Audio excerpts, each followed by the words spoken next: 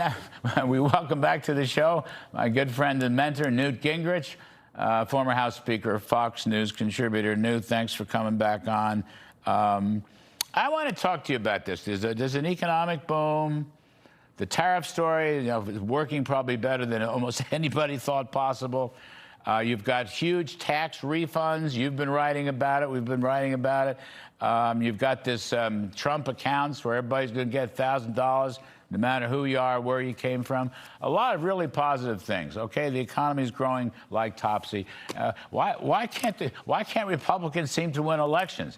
The latest one, I know it's a state Senate election in Texas, but it seemed like the numbers, Trump carried it easily, and he just seems to have what's wrong with the GOP at this point? Why can't they seem to knock out some victories?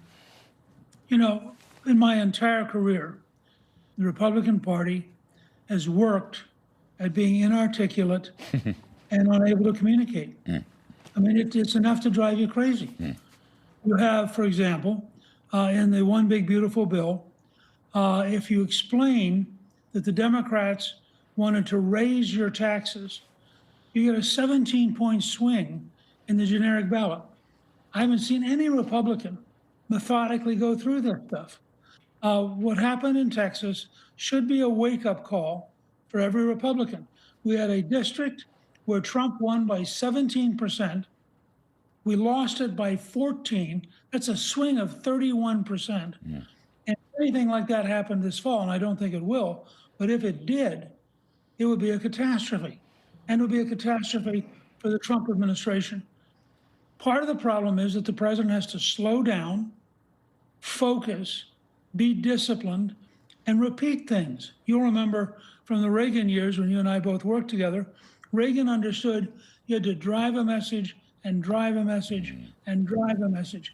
You couldn't just do one speech and then go off and do something totally different and have people totally confused about what the message is.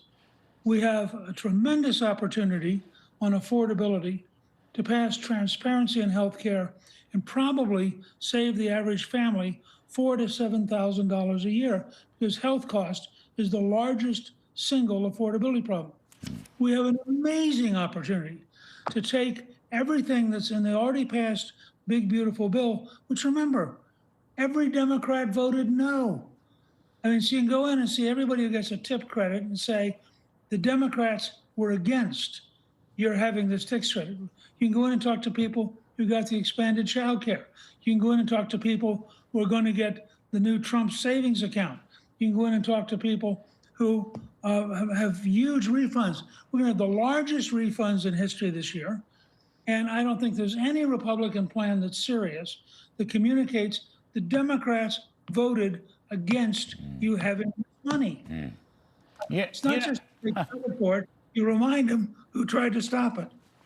I agree. Look, I want to come back to these Trump accounts. Okay, newborns from poor families, and I don't care what the ethnicity is, okay, it doesn't matter. Newborns from poor families have a chance to become millionaires. That's what this thing is all about. They're not selling it. They're not hardly even talking about it.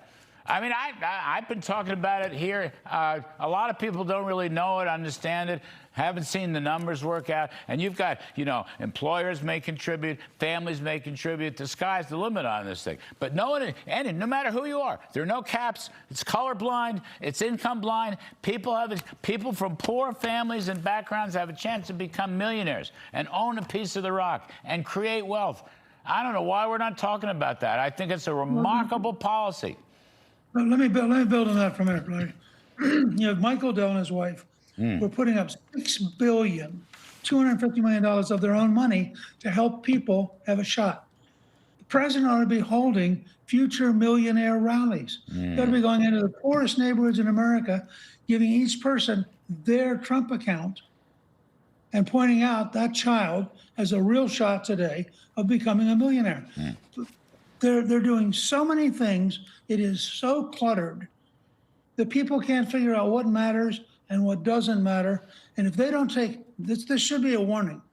If they don't take this Texas race seriously and stop and take a deep breath, if they don't rethink the State of the Union and make sure that it in fact resonates and is powerful. And if they don't rethink their entire strategy of going out to the American people, which they ought to be doing 3 or 4 days a week in situations, get everybody in a town who earns money out of tips together and remind them the Democrats didn't want you to have this money.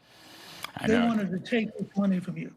I mean, you just got, you know, it's funny. You just got a manufacturer number, the ISM number today, services, a huge bulge in manufacturing, okay, which had been a little slumpy, but now it's bursting out. Everything is bursting out. Incomes are bursting out. Jobs are bursting out. Now manufacturing, we've had a business boom for the last year.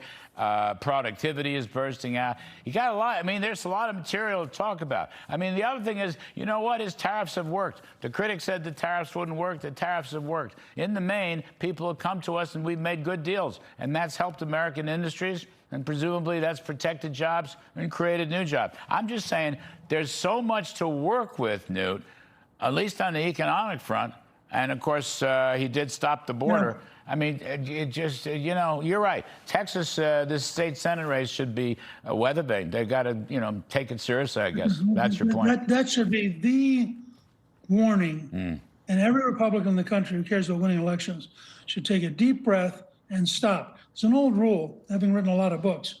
You have to spend as much time selling the book as you spend writing the book. Well, guess what? Yes. You got to spend as much time selling your policy as you spend getting your policy. They don't do it. They don't focus. And frankly, that puts the election this fall at real risk. Well, good advice. I agree with you about selling it. I agree with you across the board. Newt Gingrich, as always, thank you.